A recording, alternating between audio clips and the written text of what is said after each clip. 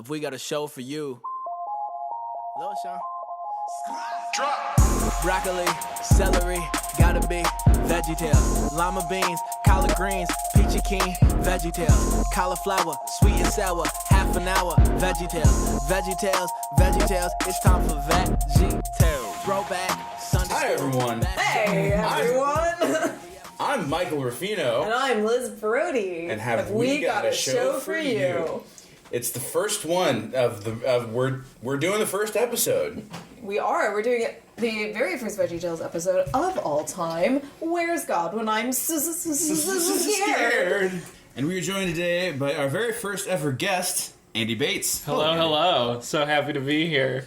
Are you ready to discuss vegetables? Absolutely. I feel primed. I'm an animation fan. I'm an erstwhile Christian child, and certainly a big fan of VeggieTales. So Andy gets to be our Venn diagram overlapping little diamond. So Andy has a super interesting backstory. I'm gonna hype you up a lot. Andy's going to represent best of both worlds. He has a very insightful Christian view and a very insightful view from the Jewish sphere. So we get a little, Without excited. being messianic. I'm so excited. That's fun. You don't always get that. You don't always get that. That's No. rare. That's a gem.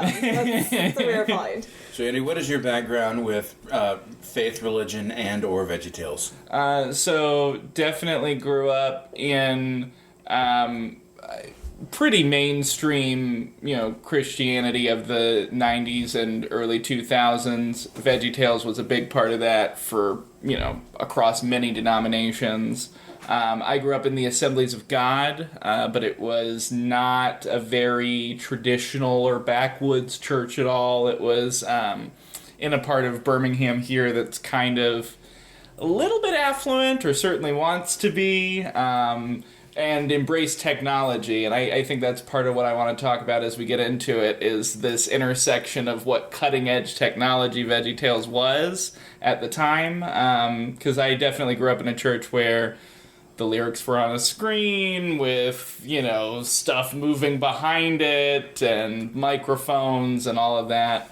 And then as far as, growing up and growing away from the default, I have been on a long and incomplete conversion journey in terms of Judaism, kind of an unfinished product there, but have studied a little more, been exposed to, kind of a spectrum of movements, in terms of Jewish life.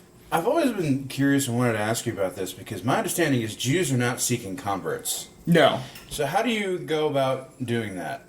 So it depends on which group you're talking to. Most people outside of Judaism overhype the idea that they don't want converts. It's a little more neutral on average, and I would say neutral skewing positive, where it's, we don't ask you, but we're so glad you're interested, is not an uncommon response. A lot of people, both inside and outside of the Jewish community, are surprised every time, especially if you're not dating or planning to marry someone who is Jewish, because normally that's the default assumption. Yeah, it's like we're not going to put an ad out on Indeed, but if you want to call us, we'll see if we got a spot available. It's kind of funny because in my experience Catholic, so I was like, oh, okay, do you want to, okay, yeah, sure, okay. And the enthusiasm can be that strong. It just depends on, who you're talking to and really how involved they are. Because if you're talking to a group of people who are only proximally involved themselves and you are more gung-ho, they're a little more confused because they're like, I don't see what you see in, our own background, so... This is just from my experience, obviously. Groups that are more like, we identify culturally to each other. It's a little more like, why would you want this? It's like, I don't know, Torah kind of slaps. It's kind of cool. Well, and I think that's, kind of the name of the game with VeggieTales is a lot of people, when I've been, running in Jewish circles, one of the things they're most surprised about is the Bible knowledge that I have, because especially in the South, Christian culture isn't one of deep literacy. People reading the stories, reading the text is on the back burner for a lot of Christians, and for my parents, because they're so academically inclined, because they come from a slightly more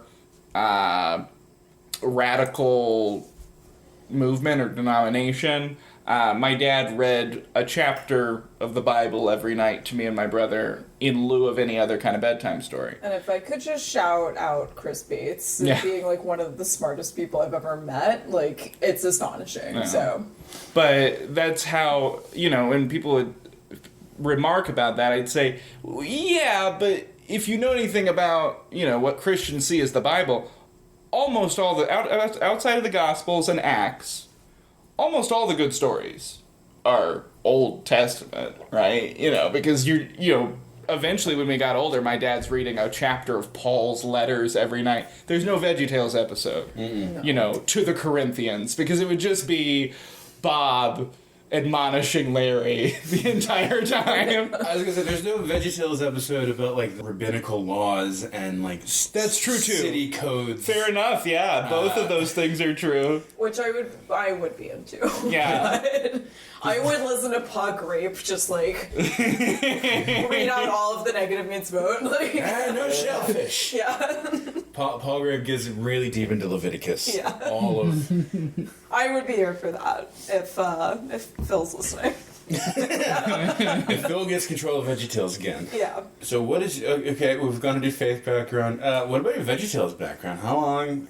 So we had a lot of it on tape. You know what I mean? And like I said, the church I grew up in was so embracing of technology that there were screens everywhere, and VHS tapes stacked, and often I was in an area where I would be allowed to select something like that for myself, and I had, all my favorite episodes. We even had a video that was just all the silly songs. Yes. And then I also remember, like, this will be, I look forward to the podcast going so long and so deep that you get to the real peak of the films. Yeah. Because I remember Jonah is looming high. Yeah. Over all this. Because that was a big high point, and it was a crest that didn't last long enough, I don't think. But the pirates who don't do anything. We are the pirates who don't do anything. We just stay home and lie around. That was big, and then Very aspirational for me. yeah. So for all of us, truly. I would say that especially the silly songs became, shorthand humor, certainly in our house. Where's my hairbrush, Barbara Manatee. We had a board game called Don't Sink in the Sink. I recall this Yes. board game. And it was this countertop that you see at the beginning and end of every episode, with Bob and Larry, teeing things up and then encapsulating them. And it was basically a Jenga-style game where you put enough characters in and they all sync, and you're trying not to be the last one to do that. Yes, we had all of the klutz games, Don't Break the Ice was our favorite, and my younger brother thought anything with that same physical type of gameplay was Don't Break Your whatever, so he called that one Don't Break the Sink. I feel like we should do an episode of the Big Idea toys, because there were a lot of VeggieTales toys. I remember at one point I had, it was the most weird Play-Doh set I've ever had, because they sold Mr. Potato Head pegged sticker things of eyes and noses for all the VeggieTales characters, and you could build the body out of Play-Doh. Huh. And they gave you put the eyes and put that stick the eyes in, Mr. Potato Head stick the Bob's stem in and his mouth in, and you could build the bodies out of vegetable colored Play-Doh. There was there's no blue or red. It was green. Well, there would be red for Bob the There's Tank. red, yeah. And then red and orange. Did they have orange for the squash? And Yes. So let's get into it. Let's get into it. So we start this episode for me with, I had watched these episodes on YouTube and missed the countertop introduction. So I will quickly go over the countertop introduction. It was interesting because the first tape didn't have, if you'll recall, the bridge in the theme song. That goes, there's no, or broccoli, celery, gotta be Veggietales. That wasn't in there. Collard greens, yeah. peachy keen. Yeah. Yeah. And that was a later addition. It's sort of interesting. The very first lines you hear is, he says, well, what am I going to do? And he's like, here's a guitar. And he goes, wow, I don't have any hands. It's true. And, like, I think that's a big, important thing to talk about, how they made that work with Veggietales, because none of them have hands, and the costumes and the props being handled by them, it gets very surreal, but that's the reason for the tuba. Yes. So because he can't play guitar, Larry the Cucumber opens the VeggieTales theme song in a tuba, and he says, no, I'll look silly. And then that becomes so core to the enjoyment. So Specifically, a sousaphone. Well. I watched the behind the scenes. Kurt Heineke, the music director, longtime Big Ed music director, specified it was a sousaphone. Which still does bring the question, without the hands, how does he make the notes? They float. Okay. That was the. that was part of the reason why Phil Vischer picked vegetable. Well, initially it was going to be a candy bar. I heard that his wife was like, no. Parents are not going to be happy with you if you make their kids fall in love with candy bars. He's like, so I made a cucumber. I also don't see anyone involved in this project being too thrilled about branding. Yeah. That's true. Then we get the first countertop scene. That countertop has looked the same for like 20 years, 30 years. Redecorating. No redecorating. It's still that yellow and pastel. And Bob and Larry, whose character model has barely changed, reading a letter from a kid who's scared. He needs to learn how to manage anxiety, I guess. So what is he afraid of in this letter? What is the... She, I would say. Yes, I think it was a girl. Oh, I apologize. And she was afraid of a monster in her closet. Oh, okay. Lucy. Okay, it's coming back to me now. So Lucy does write the letter, and then we go straight into this little Frankenstein film that Junior Asparagus is up watching. He's... Walk to me! I keep the voices each time I hear them. I'm like, it's still so funny to me. Yeah. It's still, like, watching it now in 2025, Mr. Lunt's accent still does give me a little bit of whiplash. So it was a little like, oh, yeah, but it was... Well, he's from New Jersey. Yeah, he is from New Jersey. I have to find myself that. I remember also hearing that Phil Vischer animated the beginning of Tales of the Crisper from the Frankencelery up until Junior running up the stairs and closing the door. And that was as far as he made animating it himself before he was like, I've got to get help. Because that was very involved. Like, the coloration, I remember like looking at the purple walls and being like, that was the same color that my walls were as a kid. I wonder if that was subconscious. I remember the blue walls in Junior's bedroom were the same color walls that I think my childhood bedroom still has that color. So that, but the detail in it is pretty incredible, and the way that they do, like, frame for frame, recreate this, like, Frankenstein scene. Yeah, and so it's, they get the black and white right. Yeah. They get the focus on the shadow on the wall rather than seeing the real thing, which I love. Also, something I don't remember ever catching when I watched it as a child, there's a line where he says something about it being so big. Yes, He goes, that's so big! Yes. You're like, okay. There were a few little moments where it was like, I felt like I was getting a little wink and a nod, and I was like, I wasn't expecting that from this episode. But yeah, so Junior's watching a horror film that's a Frankenstein remake with a celery. And... Frankencelery. Yeah, Yes. Frankencelery. Which... I will quickly say one thought I came prepared with was what happens to celery representation in VeggieTales after this episode, because I don't... Frankencelery comes back... Well, spoilers. Yeah. Phil Winkelstein. Yeah. Sure, but comes I mean back. beyond this Yeah. episode. Yeah. Do you remember the yodeling veterinarian of the Alps? I do. Yes. So he was in the barbershop quartet of the my yodeling. He does make a few other appearances, and I think he's in one of the Larry Boy episodes. So there's a celery-shaped... Yeah, every time they need background filler. Yeah. Before Jonah, they would try to have like a diverse array of different vegetables. Yeah. Until when they made Jonah and they had to have a crowd of like hundreds and hundreds of extras. Then they're just like, we don't Make need them all the same. Make them all peas and carrots. Yeah. I would be making peas and grapes. Which is all peas and carrots. Although that's hilarious because people say peas and carrots over and over in a crowd to simulate crowd noise. Yeah. Little visual gag. He does a lot of little visual gags, a lot of like inside baseball. That's so delightful. Yeah, I like that in Junior's room he had what I assume to be a Godzilla toy. He does have a Godzilla toy. He also has a poster of Bob and Larry.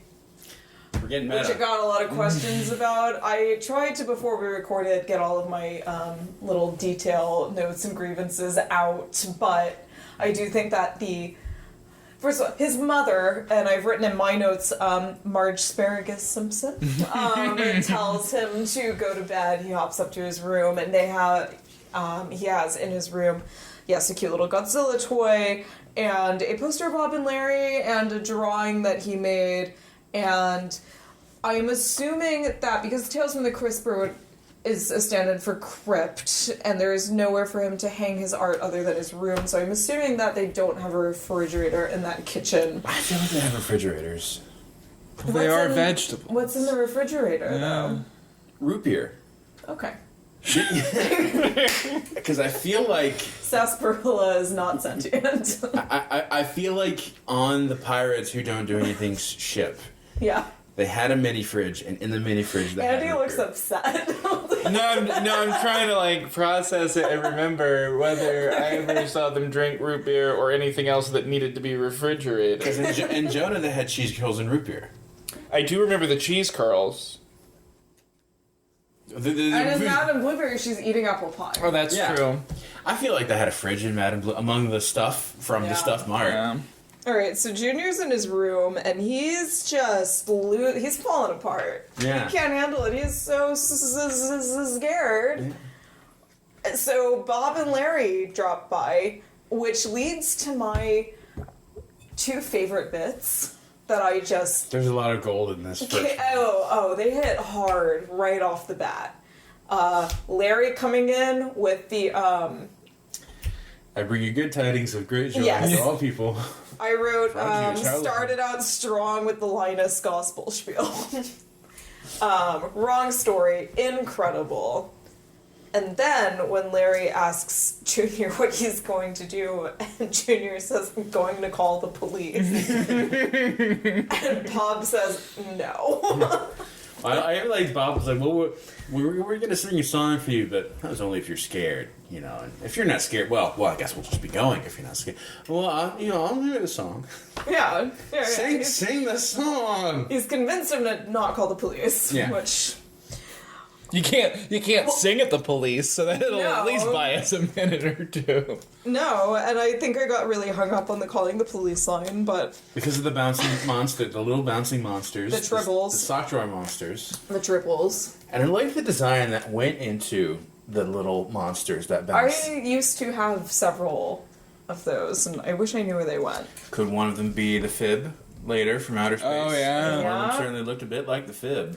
Yeah, we do definitely have, like a world where there are space creatures involved in Veggietales, canonically. Space creatures that love to bother Junior. Yes. It's true. And that's He has it why coming. I conflated the two in my head when I remembered the first episode. I was expecting Spaceship. And then I was like, oh no, it's not in here. Spaceship is the third or fourth. Where they're, It's coming. The spaceship. Junior's not done having adventures. in space. He will never be done having adventures. They will not leave this child alone. I feel like that's communicated well by his little hat. You're like, His little mischievous hat on the top of his little mischievous head. So then they start singing their song, and do we want to go into that? Because my first point whilst listening to this, and it was my first reaction right off the bat, when they start saying God is bigger, and the boogeyman, and he's bigger than Godzilla and the monsters on TV. It was like, okay, that's fun, that's nice. And then as they start, like, when they start, like, talking about his size very definitively, it was like, oh, we're just doing sheer Korach now, and that is heretical. You know? That is a big red line. Yeah, I was like, wait, this is a hard no. We don't do that. And that, not Shir Korach, sorry, Shamir Koma. The Shir Koma is a first century rabbinical text that is essentially a rabbi who was trying to, unknown, because he knew that this would get some pretty hefty backlash, he starts trying to, like, recreate Ezekiel's vision and starts giving out bodily measurements for Hashem. In Judaism, one of the, like, things that we don't do when conceptualizing Hashem is we don't give physical characteristics. Yeah, you don't embody Hashem in any way. And when you do, Maimonides will publicly burn your texts. Which is not to say that this is not still a very fun song. It did lead me to kind of, like, ask myself, you know, if I were going to teach this episode, would I show this introduction to a room of Jewish students? Well, I had a thought there. It's very on point. It does involve the conclusion of the episode. Do I bring it out now, or do I save that? Well, if I may build the case that they are not literally describing the physical nature of God. Please go on. Larry did mention that when they looked out to the stars in the universe outside, that God just went, and there they were. Yeah. I think it is bigness to a kid means power. Okay. So I think in terms of not literally God is physically large, Right. but he is more powerful than. I had written that next to where I'd also written, so he does not believe in the clockmaker theory. But that was just the religious scholar in me, not the... The God of the Veggietales universe is an active God. Yes. Well, my rebuttal to that would be, there's this moment at the end where he says, well, God doesn't squirt slime out of his ears. Right. And that's kind of an acknowledgement that, like, yeah, we're comparing apples to oranges, you know, which we're using mostly size, but obviously not literally. Obviously not slime. Obviously not these other things. So it's like, there's kind of a yeah, it's just, you know, a way of conceptualizing it. Right. And they're, you know, Maimonides put a pretty tight bow on it. But, of course, we know that there's lots of passages where God seems to be given very physical characteristics in Torah that, you know, butt heads with trying to, you know, over-rationalize all of that. I don't remember if this was Torah or New Testament, but I do remember God being described as using earth as a footrest. Yeah, and there's it's a footstool or a table to play Scrabble on. Yes. Yeah, it is. But there's an idiom used where, you know, his nose burned against the Israelites. And maybe he's got fingers to point. Yeah, he's got God. Yeah. right, and turning his face away, like, you know, letting his face shine upon you. There's lots of, you know, metaphor that used lightly seems to be fine, and it seems to always be a little incomplete. Like it's one body part or one, you know, aspect rather than, you know, like you were saying, a text that's seeking to put dimensions on him. Oh yeah, and you know, if trying to describe or interpret the nature of God to a human is practically impossible, now try to get that to a child. Correct. So I think that's going to be a recurring theme throughout the show is how do you try to impart something that's difficult for adults to understand to a child? And of course, here I am, like, well, you should be saying power. You should be when I teach this to a child, and like, what is our responsibility to draw the line between metaphor and like what we think are perceived realities about this like nature of God that we cannot perceive. I don't have children. Or a children's show, so it's fun. and it gets the point across, and I can't, Especially considering that this first story is really about overcoming the imagined threat. Being afraid of the dark and the uncertainty. And that God can help you overcome that fear of the unknown or the uncertainty. So, using this as the set-in, which just set the scene, I understand why this was put forward, but, I think I felt the second time that I watched this was when I was like, okay, so, obviously the two were in the same theme. It's our first episode. It's like, I feel more like me in my brain. I would want Daniel first and then the song second, so that I could be like, oh, that's what I was supposed to learn. So I feel like Daniel's so open-ended. But then you do get the moral of the story. Yeah, it is more applicable to your daily life in terms of being faithful to God. Yeah. You don't need to be afraid because God will protect you. Well, and it's kind of like what they did was say God is bigger, God is greater than the monsters and the threats, and when you trust in him, he'll preserve you. Exactly. Here's that idea, and here's Daniel as an example. Yeah. Exactly. Is what they did. Whereas, I think it could work both ways. You could also say, oh, here's a story. What did it mean? Right. God is bigger than the boogeyman. You can do it. You can flip-flop it around. I think for a show that's going to go on to do so many Bible stories, and doing straight-up Bible stories was kind of odd for a children's show that is funny, because the only other thing we had growing up were these stiffly animated, here's the Book of Judges, and it was like, I thought you were going to say Rugrats. No.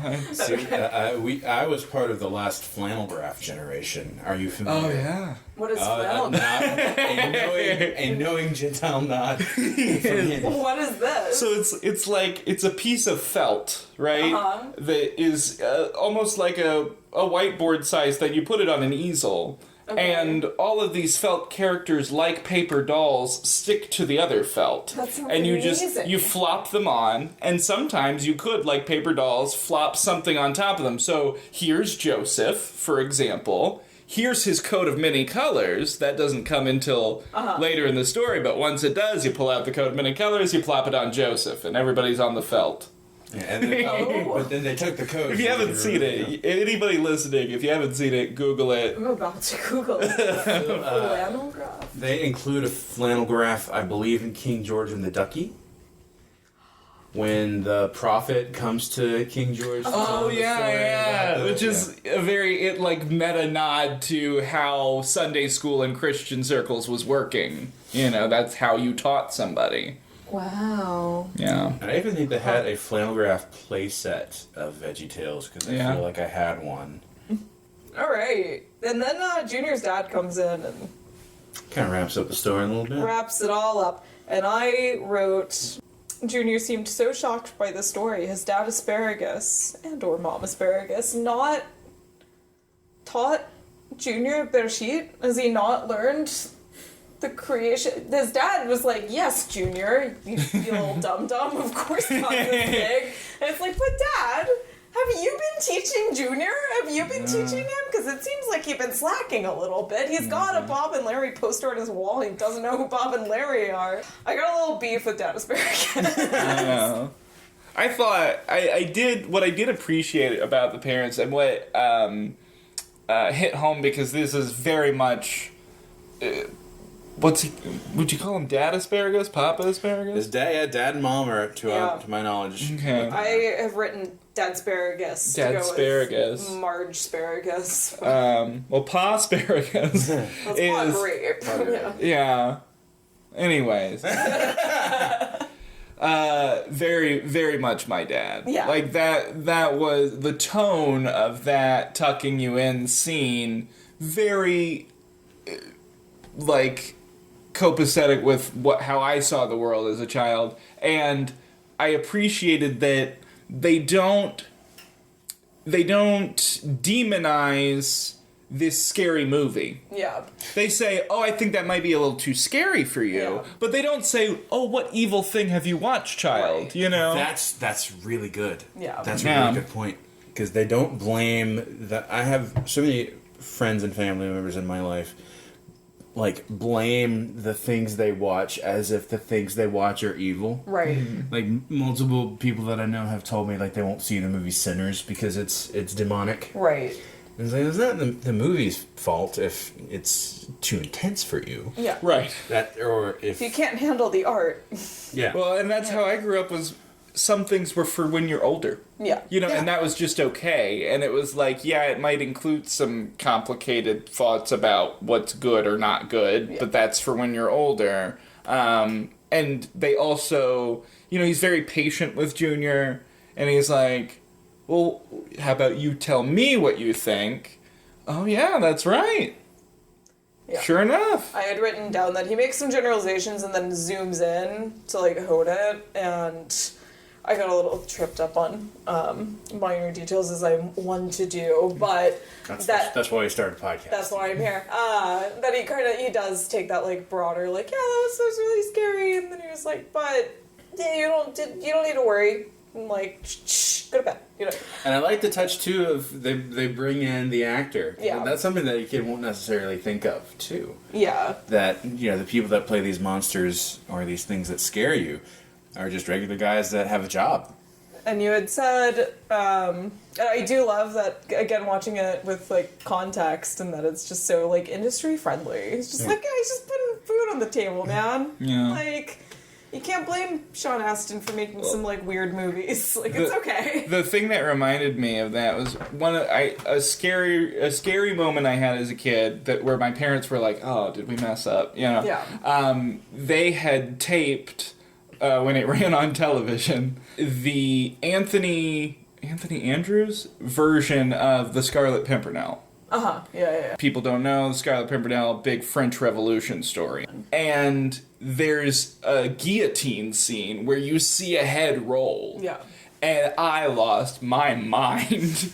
And they were like, okay, well, here's how they do that. You know, it's a fake head, and then you see one picture, but you see another picture, and your brain makes the assumption. And, like, all of that did make me feel a lot better at the time. Yeah. But it was one of those things where, like, it just... I love that these are two asparagus parents, you know. Cruciferous parents, if you will. Yeah.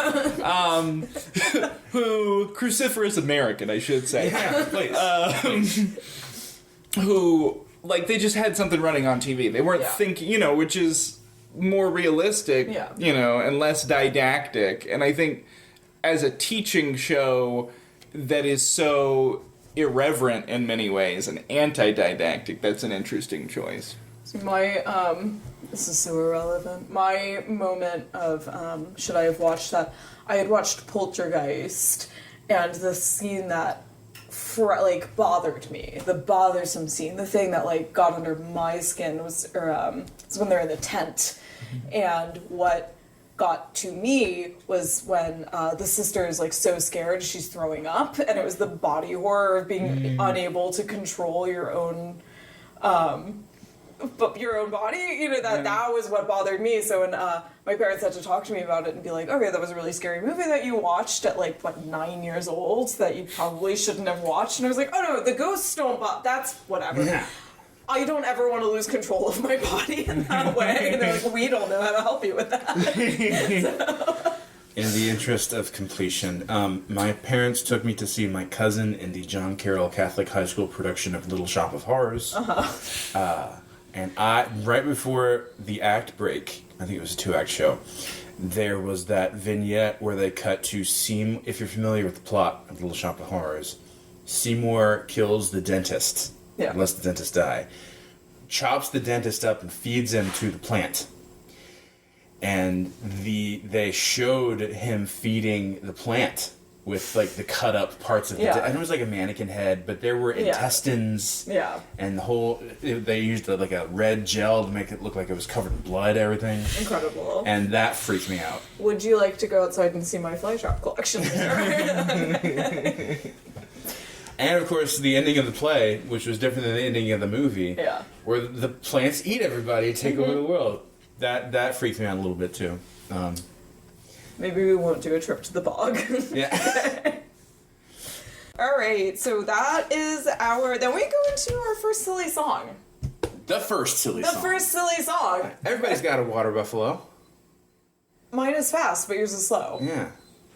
Well, and I think we're going to get nasty letters. I think we were. And I think as a child with a mother who was just deeply, deeply, deeply obsessed with Monty Python and the Flying Circus. And we had all of the Flying Circus on tapes. I watched all of it. Again, probably too young, but I remember the first time kind of making the connections. I remember watching Flying Circus, and he's like, "Stop that! That's silly!" And I was like, "Oh, like in Veggietales." Yeah, exactly. Oh, and to this day, watching it, I'm like, "Oh, it's so good." His proceedings have become entirely too silly. Yes, just so good. Story behind the song was, it was a melody that just popped into Phil Vischer's head when he was walking through the lobby of the Dirksen Federal Building in downtown Chicago with tax forms. He just thought everybody's got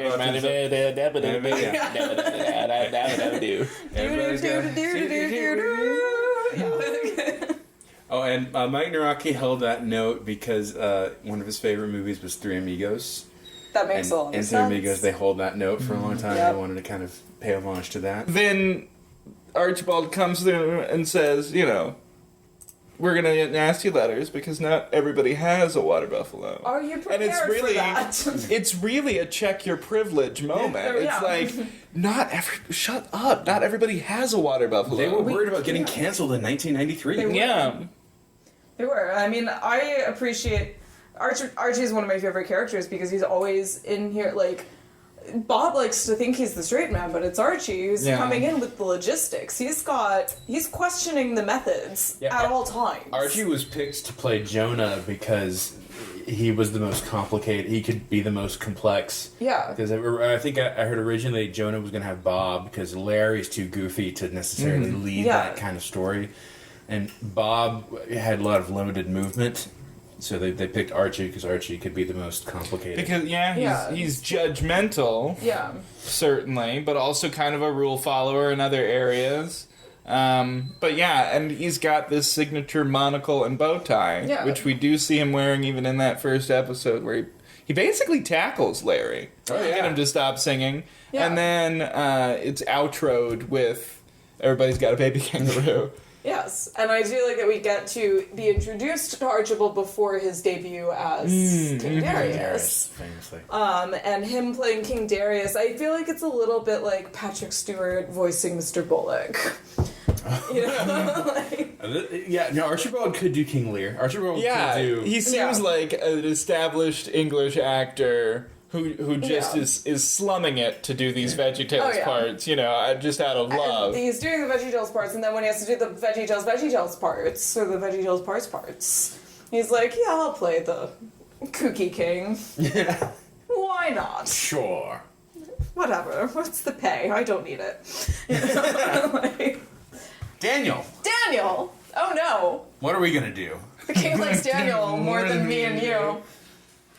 I got so much to say. Every single Christian a cappella group in the world did that. So one of my favorite things about researching this episode, I went deep, was that theoretically, while there are many, many wise men and exorcists and Chaldeans, really there were only 2 wise men who were scheming.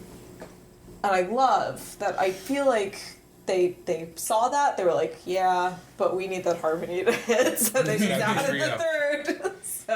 And they gotta be the small, medium, and large one. Yep. We gotta get all 3 of those guys. But also the shortest one is also the stoutest one. Yes. Mm-hmm. Then it's true medium. Yeah. Then it's long and lanky. That tends to be the way it goes. Yeah. Also, none of the scallions have names. That's true. Well, I mean, and nor do they explicitly in Torah. Nope. The thing that struck me the most about that I didn't remember and thought was like kind of an odd choice was how long this intro into the Daniel story really is, with the camera moving over water. Yes. Like, I felt like I was about to see, like, the Universal Studios logo come across. Like, they really made a meal of the camera shot sweeping over landscape and water. I think it was... They could do it with the software that they had. They were able to model that, and so we'll throw it in. And it gave it, because I had written that, I was like, there's not a lot of like Jewish children's media, and I think, you know, in my upbringing and education, you get so used to, you know, instead of like something like this, that's like, but of course, like, we did watch this, you know, but like, that was it. There wasn't anything else. Everything else was just like, all right, we're going to talk about Daniel, and we're going to start... We're gonna get into it. It's gonna be text heavy. It's gonna be a lot, even though you're 8 years old. It's still gonna be like, we're treating you like you can handle the text and you can handle diving deep into it. And you know, if we just gotta read it 100 times, and then we're gonna read it in Hebrew, and it's just gonna feel ancient and big and impenetrable, and it's gonna be like nitty gritty, but it's also gonna feel a little bit like we're telling you a story about your grandparents. And there's just like this very intense like folk tale feel to it. That's so different from this, that feels like watching a Disney film. And the intro is like, we're watching Aladdin right now. Like, we're watching something intriguing and fun, and it like draws you in, and it makes it feel less like you're about to like go into an impenetrable fortress, and more like, we're about to hear a tale, okay, that I should be paying attention to. Because a lot of, I know from like my education, is like, okay, we're gonna be learning this story from Torah, and it's gonna be a doozy, buckle up, you know. And like, I was the kid who loved that, but I also like, you know, it's like when you read the book before the movie, and you're like, oh, okay, I know this is so cool, you know. And also, there's not a lot here in the actual text, so like adding that intro also sets you up for a little bit of irony, because it's this grand sweeping thing, and then very true, the thing that I love about this vignette is that it is beat for beat exactly how it's written. Pretty much. So you start with this like big, sweeping, grandiose, beautiful water, and it's exciting, and then you're like, this is just kind of like it's not a goofy story, but it's very like, the stage direction was literal. Yeah, this happened. You know? Yeah, you know.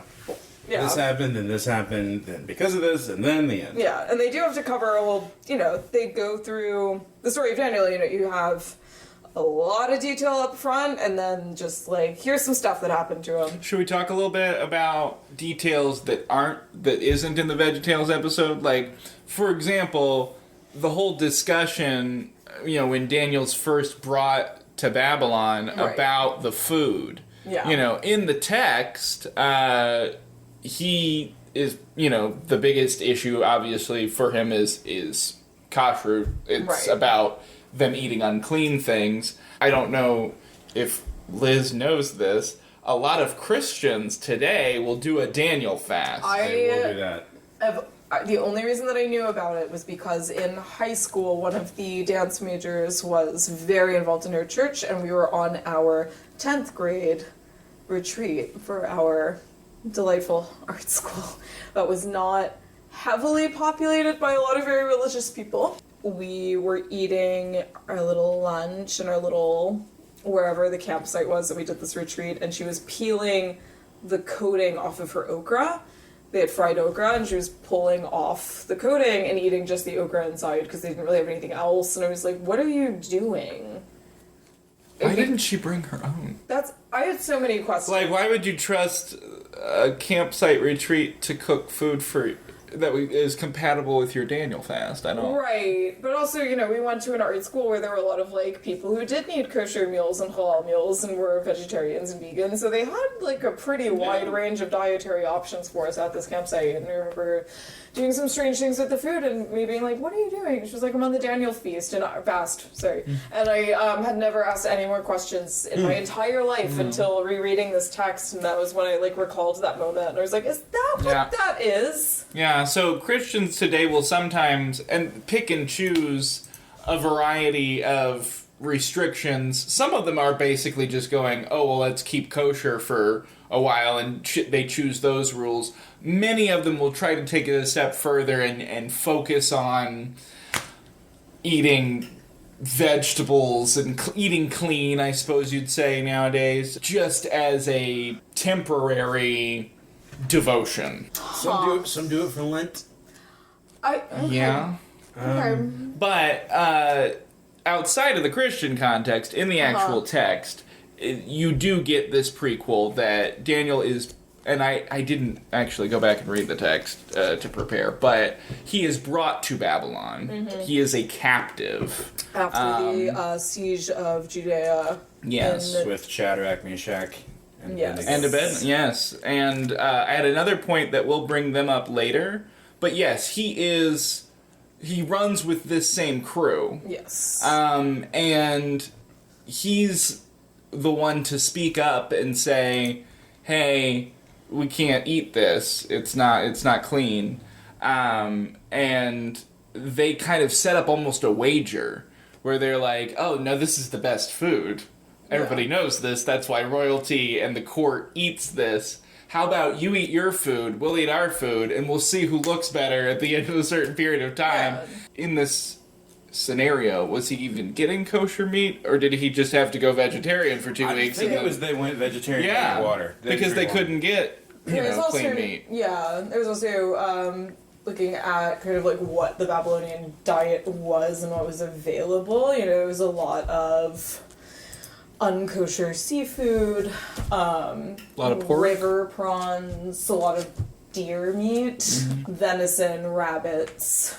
So not, what I think in our world we think of as unclean meat, but like a lot of, a lot of stuff that is not kosher that was readily available. And, with them not being able to see how they're mixing and matching stuff, and I'm sure it was just a blanket, we'll please give us the basics and we'll fend for ourselves also, kind of thing. When you look at court food from, really most of history, when you look at what people were eating, just to be like, let me show you what we can prepare. It's weird stuff, it's a weird. You look at court food and you're like, why? I know that you're eating that just to show that you can, but we don't need to be eating that, guys. But part of the reason I bring that up is because when I was familiar with the story on a textual level, that always kind of provided this foreshadowing or this explanation for Daniel being a troublemaker that the others might want to scheme against and might resent, and it kind of lays the groundwork for their later betrayal. Yeah, this is history's first example of an annoying vegan. An annoying vegan who could interpret signs and dreams. Yeah. And that was also, I think that was why he was held in such high regard, too, because when I think of Daniel, most of his stories involve interpreting messages because and he dreams is Joseph the next generation. Yeah. Well, and being a vegan does mean that you can, interpret signs and wonders from God. Yeah. Well, I think there's a similar beat with Joseph where he cannot eat the local foods and he's like, just bring me some wheat and I'll figure it out. And Joseph did interpret dreams. Right. Yeah. Because you do see a ton of parallels between Joseph and Daniel and their prophecies and their role for the Jewish people. So it really is like Scott Pilgrim, where being a vegan gives you power. Yeah. Daniel and Joseph and Scott Pilgrim, yes. Scott Pilgrim, a prophet of the Lord. The 7 evil exes and the 7 skinny cows. Going back to Veggietales. King Darius had a dream. King Darius. Okay, I am King Darius. Let's get into. I kind of talked to Michael about this before we started. Darius was one of there were a few things during this episode where I did get into my JSTOR and read some texts. So, what caught me up watching this, because I was like, Darius. Don't we mean Nebuchadnezzar II? Don't we mean, or Belshazzar, his son? Oh no. We're talking about a King Darius who we don't see in the historical record until far later.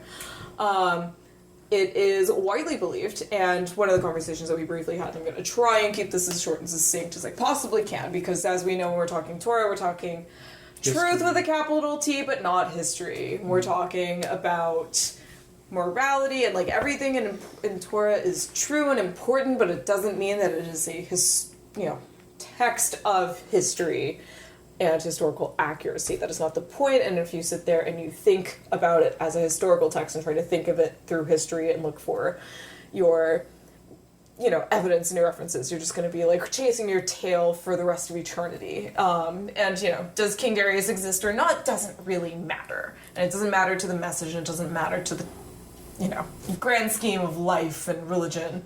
And I'm not trying to like pull a thread and then dismantle anybody's faith. That is not the point of anything that I will do involving a deep dive into why are we talking about a King Darius the Mede who did not exist. So, what I found absolutely fascinating was that the Book of Daniel in and of itself is often thought to be by Christian and Jewish scholars alike. I did not deep dive into any Islamic scholarship, and that would be a very fascinating thing to do later. If you are Muslim and want to be on this podcast, please email us. I knew there was when we were all starting stand-up, because we haven't voiced that in the podcast. We all did comedy together. Yeah, how do we know each other? We've all done comedy together. Yes. And we met, I would say, I've been doing it for 8 years. You were there when I started. I think I did. Liz and I have known each other prior to that as well. Yeah, That's true. Somewhere early on enough that I think it was still at Syndicate Lounge, which is the first place I ever did it, where I met Michael Ruffino. Yeah. There was a really hot guy from a Muslim background named Daniel, and it was Danyal. Yeah. And so I bet if we could find him, out there, email us. Yeah. I've been looking for you for a number of reasons, actually. And then you left your shoe outside the club. We still have it. Yeah. So if that's our pretense to find him again, that'd be great. He could tell us what Islam has to say about Daniel. Daniel, email Andy. Anyone else thirsty? All right. Anyway, so it's widely believed that the Book of Daniel was a work of literary fiction, historical literary fiction, which is so fascinating for so many reasons that I will definitely be getting into. But one of the reasons that it is believed that King Darius was kind of this creation or a stand-in. I read a book about it. Well, if anyone's interested in learning more, read Van der Toorn's Scholars of the Oriental Court: The Figure of Daniel Against Its Mesopotamian Background in the Book of Daniel, Composition and Reception, Volume 1. That snappy little chestnut. That the figure of Nebuchadnezzar II and his son both would be to their character development and who they were as historical figures who we have record of, and their characters themselves in Torah would not lend themselves to making the story believable, because neither of those characters would just kind of blindly sign a decree and then let Daniel get thrown to the lion's den. So Darius had to be a bit of a stand-in. Otherwise, someone would read it and be like, I question that character's motivation right there. Which is fascinating.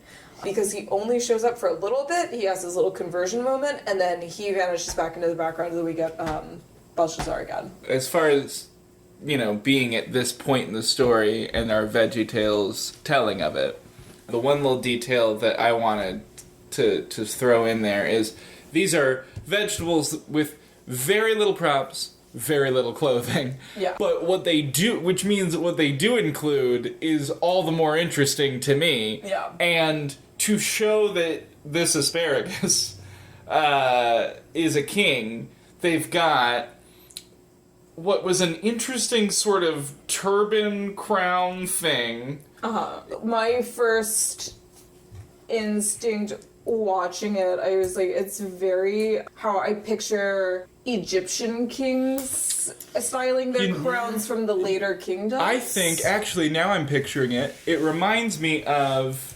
some African female headdresses that are that shape, and if I want an easy reference, I believe that's the kind of shape Queen Latifah was wearing on the album cover of UNITY. I think that, to me, it made sense in the time and place, and this is...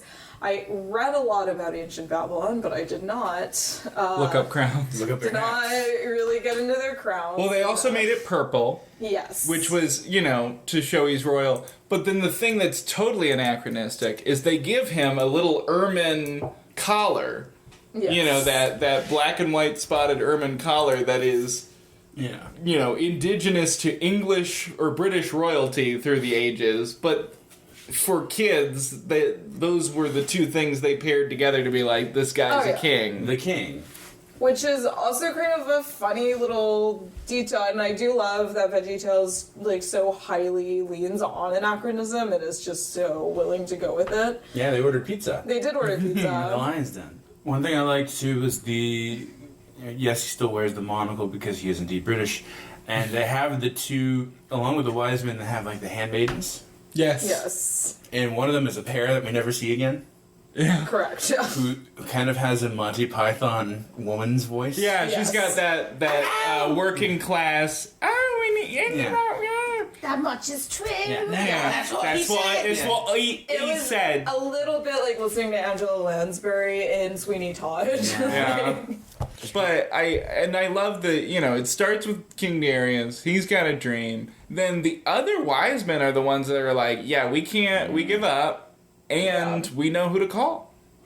And it's Daniel. There's this cucumber in town who's very good at interpreting dreams. And I love that he comes in falling. Yeah, pratfall.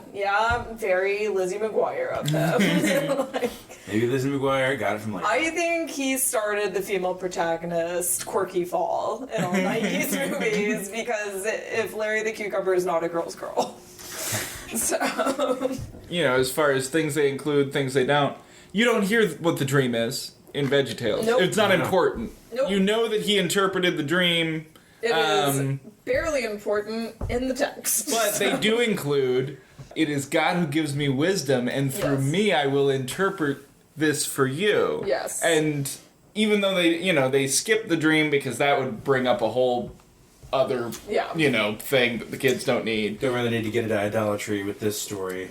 Yeah, but they contrast and make it clear that it's not fortune telling, it's not witchcraft, it's reliance on God. Well, he becomes second in command, and that's when we get the greatest moment of the episode. And I think you said you've got the verse written out and everything. Real quick, if anyone is, because in the text they do bring up the exorcists, and in the Judean exile into Babylon in the era of the temple in which the Babylonian Talmud is written, Dr. Sarah Ronis's book, Demons in the Detail, is about exorcism in the Jewish world of Babylon, and it is an incredible read that I did not reread for this episode, but if anyone's looking for more on that, anyway. Recommended reading. Yes. So I was looking for the verse at the end, but are you talking about the verse? Yeah, because they go into rounds where you'd have to listen closely to catch every word that's underneath there about the sorbet and the cheese balls. Oh, so I did find it. Yes. So it was, we could throw him in the Tigris, let him float a while, and then we'll sit back and watch him meet a hungry crocodile. We'll put him on a camel's back and send him off to Ur with a cowboy hat without a brim, a boot without a spur. Yeah. We could give him jelly donuts, take them all away. We could give him jelly donuts and we'd take them all away. could fill his ears with cheese balls and his nostrils with sorbet. Yeah. We can use him as a footstool or a table to play Scrabble on. And tie him up and beat him up and throw him out of Babylon. Boom, boom, boom, Yeah.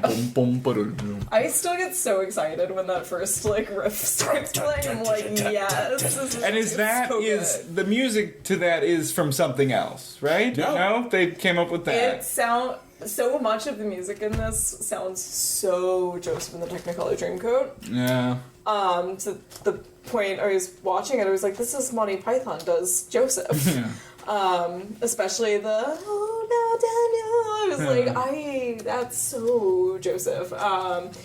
but I think it's just so, like, embedded now that it sounds like it's almost something else, but... Because it's so perfect that, like, it couldn't have just been come up with for VeggieTales. Well, Phil Vischer was like, yes, I want to, he was like, I want to be like Andrew Lloyd Webber and try to write short. Listen, they added a third wise man just for the harmony.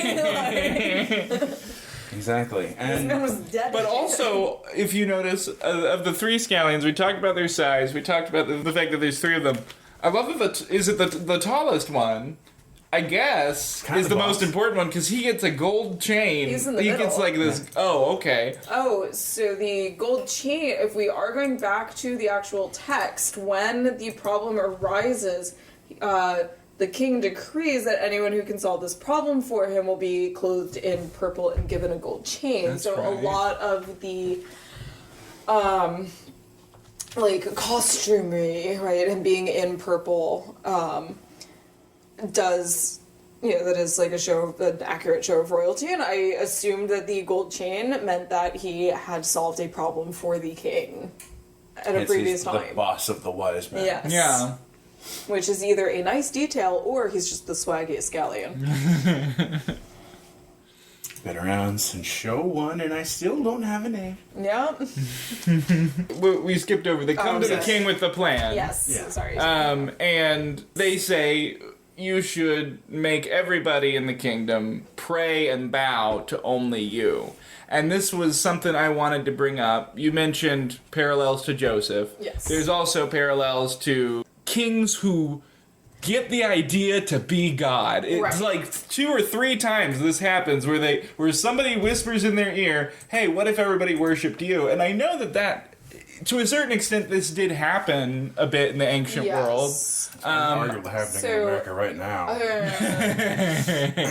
Although I do think more in the ancient world when you look at what Nebuchadnezzar in and of itself means like son of a god, like protector of a god. So you do have like all of these like royal lineages where the assumption that you are partially divine is just like Baked in. intrinsic, yeah. Yeah. And certain kings were definitely like uncomfortable with this. So I think this is one of the reasons why they had to like include Darius, because Nebuchadnezzar was just like, I'm God, he apparently went crazy at the end of his life. A whole interesting thing, but like the actual like royalty of the Babylonian kings was like, we speak on behalf of them. They were more of like a midway, is my understanding. That could be Like, and you get that with the pharaohs as well. Right. I think that when you're looking at Jewish texts, because this offends Yes. the Jewish mind and the Jewish worldview so strongly, Yes. it almost becomes a caricature of how these people might have actually presented the idea. Right. I don't think they were really like, oh, we are a monotheistic God, because Right. that wasn't what they believed in. But for Jewish people trying to stay faithful, any kind of, idolatry yeah. is It's a bit of a signal that this is human invented. right. Like, it could be metaphorical, it could be whatever the literary device is, where it's like, this clearly was not a decree from your so-called, like, this is not Ra, this is not Nebu, this is... The other parallel I was thinking of was Esther. Yes. So, in all 3 of these stories, you get a monarch who usually, not his idea. Yeah. Somebody else says, hey, what if you made yourself a god and will, scheme against the Jewish people this way? And then you get a brave 1, 2, or few to defy that. Daniel obviously does that. Here they, in the text, it is him praying Yes. that he gets caught for. Yes. Which is not as actively rebellious as refusing to bow Right. or anything like that. The one thing I wanted to ask y'all is, I get the point of the, going back to the first segment of the episode is, where is God when I'm scared, Right. trusting God when you're scared. But I felt like the courage aspect is glossed over, partially because of the privacy of the act of praying. He's caught Right. praying in his house. And then the second part is, he's played by Larry, who's silly, and you don't get the sense that he is aware of the consequences of what Right. he's doing. I was even going to mention this. It's interesting that in this first one, unlike later on, they don't obfuscate the very real danger that Daniel, and by extension Larry, is in. They play that real. They play like he is in the lion's den and there are, beasts around. Yeah.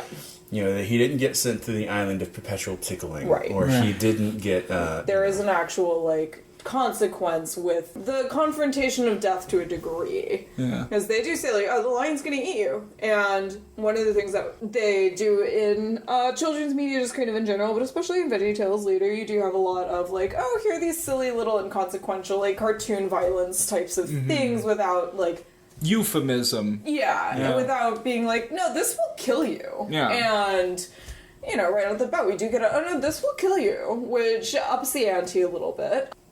I think from VeggieTales really is my main exposure to a lot of Christian children's media. We joke about it. It's part of the ha-has of Jewish culture is that we're constantly talking about death, but it's very true. And all of our summer camp songs as kids are about death and facing death front on, and you wake up and in your prayers you discuss death, and it's all around us. It's everywhere. We talk about it every second we get a chance to. And so there being death in this children's telling of this tale is just so natural. And then why the change? Yeah. Well, I mean, I think you've hit on a good point. It's not natural for the community that created it most of the time, because that's a community focused on eternal life. Right. First of all. Second of all, I what struck me about it is, this fact that it doesn't seem conscious. It doesn't seem like an act of courage. It's I pray because I pray, because I'm Larry. And it's what it missed for me that is kind of the equivalent is evangelical Christianity is all about persecution. Right. The fact that they would miss an opportunity to be oh, well, he's stuck with God in the face of danger was just kind of odd to me. That's kind of what Shadrach, the Rat Shack and Benny episode got back into more. It's so interesting that that story happens first, because at this point in the telling in the book of Daniel's yeah, I'm not scared of you guys, because I've seen what happened to, my buddies. I've seen that you guys have kind of empty threats and it doesn't really matter. I've seen that I'm kind of impenetrable here because I, have faced these consequences before and I'm fine. And that build-up does show that yeah, he wasn't afraid because he didn't need to be, because he was yeah, I've seen what you guys do. Well, and, God will protect him. Yeah, and he's that's cute, guys. So maybe that's why Larry was continuing to pray, because he knew he had the faith that God would protect him. And fun fact, in the book of Daniel, this is the first time in Torah that we get to see Shachrit, Mincha, and Marav. Interesting. Yeah. Hi. And those are... What is that? Those are your prayers. Your three daily prayers, and then on Shabbos you had a fourth as Musaf. But those are your... when you recite the Amidah 3 times a day. But it's roughly morning, midday, and evening. Yeah. And that's kind of bookended, or, it's a natural... People usually eat meals around the times. It's and then your 3 prayers represent your 3 fathers, so Abraham, Isaac, and Jacob, and when they would pray. So Abraham morning, Isaac afternoon, Jacob end of the day. Interesting. Yeah. Well, and because I didn't go back to the text before preparing for this, that is what he's caught for, is praying privately in the actual text. So his window faces Oh, right, there's Jerusalem, the window. and he prays his 3 prayers a day. He goes upstairs like he always does, and just again, the stage direction, the exact beat for beat replication that Veggietales does in the story. It is literally, I can picture the vase smash when the scallions are happening. That happens exactly the same way in the text, which was such a delight. Yeah. I love the shot of them, the scallions hoisting this larger cucumber. Yeah. And then throwing him into the hopping through the desert with the cucumber tied up. Hey, I can see my ass mirror. Yeah. Whoa! Yes, that's Also, good on Mike Naraki for changing the Larry voice, because I don't know if the show would have lasted 30 years if he sounded like that the whole time. Oh no. You know, he did the Larry voice like that. Yeah, that would have been. Gosh. very difficult. We needed that nasality to carry us through. But he gets thrown in a lion's den, which for Veggietales is just a pit. Oh. So, again, stage direction, beat for beat, in the text, it is just a pit. It's just a pit. It is described the same way. And, going back to Scholars of the Oriental Court, the figure of Daniel against its Mesopotamian background. This was the other Lion's Den entrance rabbit hole that I fell hard into, because I had so many questions about Lion's Dens and what that meant. So I was so fascinated by this, so I had to, do as much, which was a very difficult topic to research. The Lion's Den is only seen in... Here, let me read you a little bit of this. Alright, this is page 42 to 43 in volume 1. The biblical variant of the tale of the vindicated courtier, extant in the story of Daniel, follows a Babylonian narrative tradition. Daniel's pattern after those of the protagonist of a classic of Babylonian wisdom literature. I am not going to read the Babylonian name. I shall praise the Lord of wisdom. And then they looked at the motif of the pit of lions. It goes back to Babylonia as well.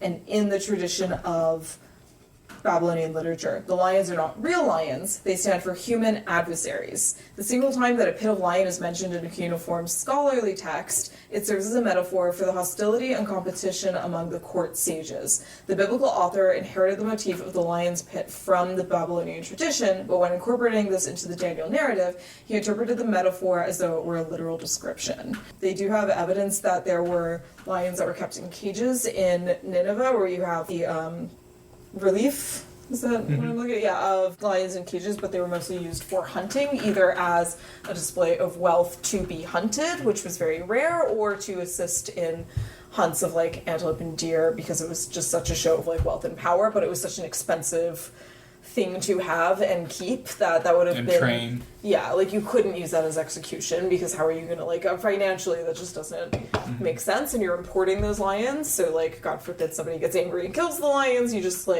you gotta go back and get more lions. It's a whole thing that you don't want to be doing. Well, and I think that you can see that writ large in all sorts of genres where, in a James Bond movie, sure, they've come up with a sea of sharks to throw you into. Most of the time, even very evil people, mafia bosses, cartel bosses, they're going to shoot you in the head. Yeah. You know what I mean? They're not going to waste their time. They're not wasting ammo. They're not... You gotta run an evil business here. Yeah, truly sadistic. They're just going to execute you summarily. Yeah. And that kind of plays into what you're saying with it being interpreted with more of a fictitious, conceit from the get-go is it's a pit of lions. How dramatic, how implausible. I wouldn't put it past if King Nebuchadnezzar built a hanging gardens to import a bunch of lions. That's within his character. And the great, the great furnace. Yeah, they didn't throw those kids in a furnace. Which, further in this book, they do discuss the furnace also, which has a very, very similar track record, where it is used in a work of Babylonian fiction centuries earlier as a metaphor that becomes very literal, and that you see a few times in Torah, where there's some metaphors that you'd see throughout, because we're often the strangers in a land, we're often the outsiders, and you're looking at these traditions and you're kind of mistranslating them and misinterpreting them and using them differently, and honestly I think that's very charming, and I love that there are so many times in exile where we looked at something and we're like, it's a pit of lions.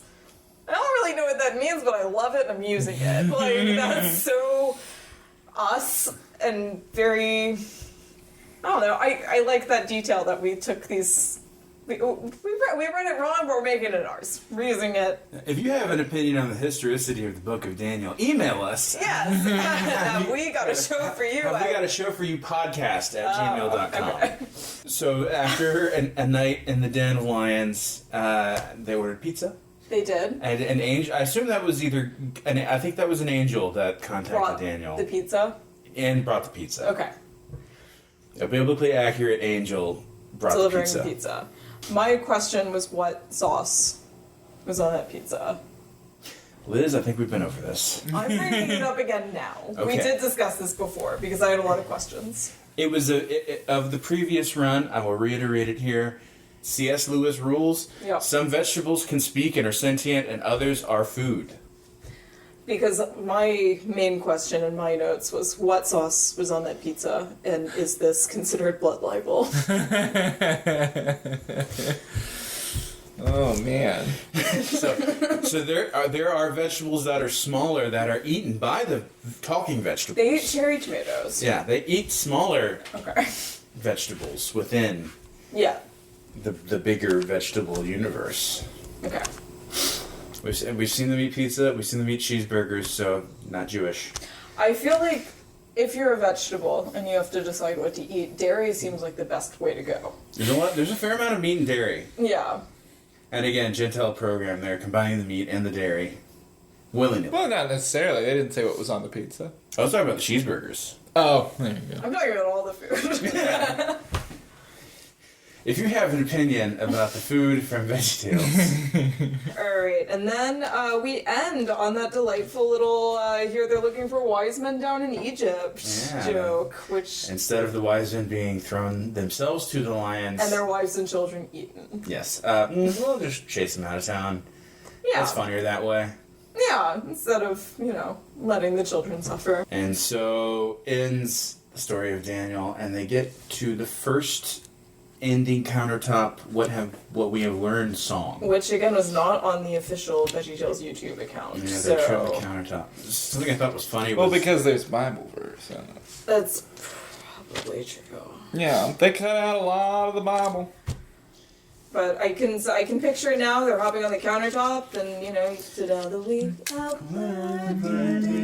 We needed to look up that song because I've never known the words. No, because it's like I don't think they wanted you to. Yeah. And so what we learn applies to our lives to learn. God has a lot to say in His book. Something I thought was funny when they were doing the behind the scenes, they recorded that, and I thought, well, we'll do like an a cappella thing, kind of like Bobby McFerrin. And they recorded it, and they did some overdubs, and they did some harmonies, and I thought, this is really missing something. I don't... And so they had Phil Vischer go in the booth just to add another thing on. And they heard him make, like, this... There was this percussive sound that he was making that really just tied the whole track together. And they thought that when he came out, they're like, what were you doing? And he said, I was playing my cheeks. And so that's that sound, that kind of percussive element to the song. I think, Classic Phil. the verse. You see, we know that God's word is for every life. Now that our song is gonna take a look. Okay. The verse. Isaiah Right. 41:10. Okay. So do not fear, for I am with you. Okay. That's the whole... That's all they... Okay. That's all you really need. Do not fear, I am with you. There you go. Okay. God said in Isaiah 41:10, so do not fear, for I am with you. Okay.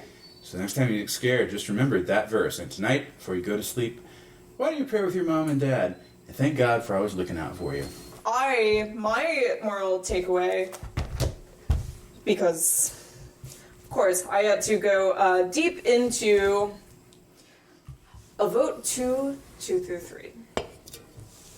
And we're talking about Rabbi Gamliel and Rabbi Hanasi, because the moral from Daniel was, don't be afraid. God is with you, and even if you get in trouble, don't be afraid. Make the right decision to say, And I was really thinking of it in context of, in Judaism, you have the idea of the law of the land is the law, dina di muhsa dina. So, you have to follow your civic law unless it is unjust. And there's a story from Brachos 61b where Rabbi Akiva is caught by the Roman officials because he is still publicly teaching Torah after it's been banned, and they ask Rabbi Akiva, who famously was executed by the Romans, they were like, what are you doing? You're putting your people at risk. And he was like, your threat to us is not as big of a threat as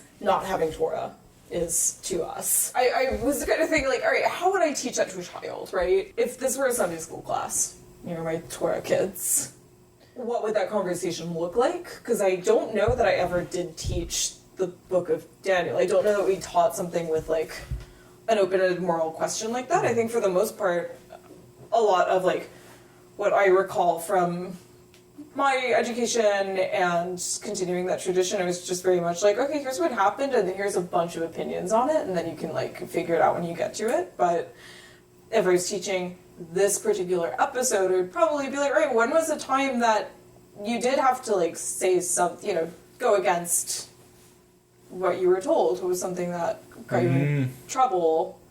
You know, whether it was at school or, like, what was something unjust? What was an unjust rule that you had to, like, go against? And, like, what did that mean to you? What were the consequences? And did they outweigh not, like, would have been better to stay silent? You know, because life is full of that. And you don't really get to reflect on it until that moment. And I think when you're a kid, it feels... I think that injustice as a child...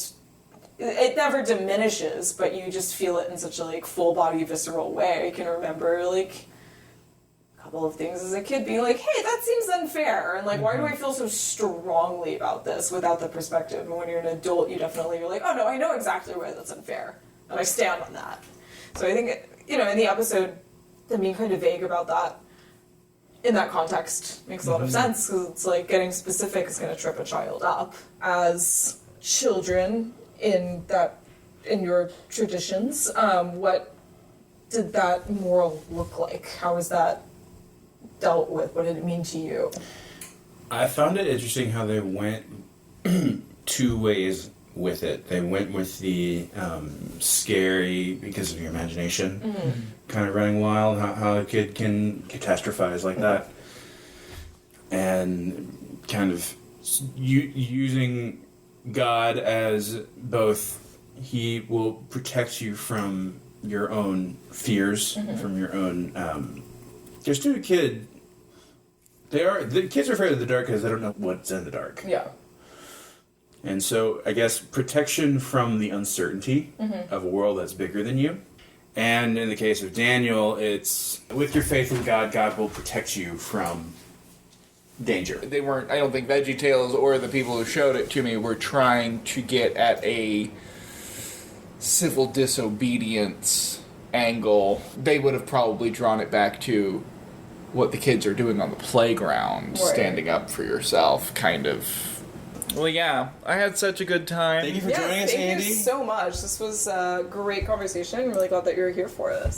This is exactly what I imagined this podcast would be, and I'm so glad that we relaunched it. we've got it now. Yes. Like, this is what I always kind of imagined that it would go, and I'm glad that it's gone this way. Yeah. Yeah. Alrighty, well, I'll come back anytime. Please do. Yeah, absolutely. We've got 53 more of Yes. One for each sure. week of the year. I don't know how many weeks are in a year. Well, thank you so much for joining us for this installment of How We Got a Show for You. I've been Michael Ruffino. I've been Liz Brody. And you've been Andy Bates, I believe. have. You have. And remember, God made you special. and he loves you very much. Goodbye! Bye!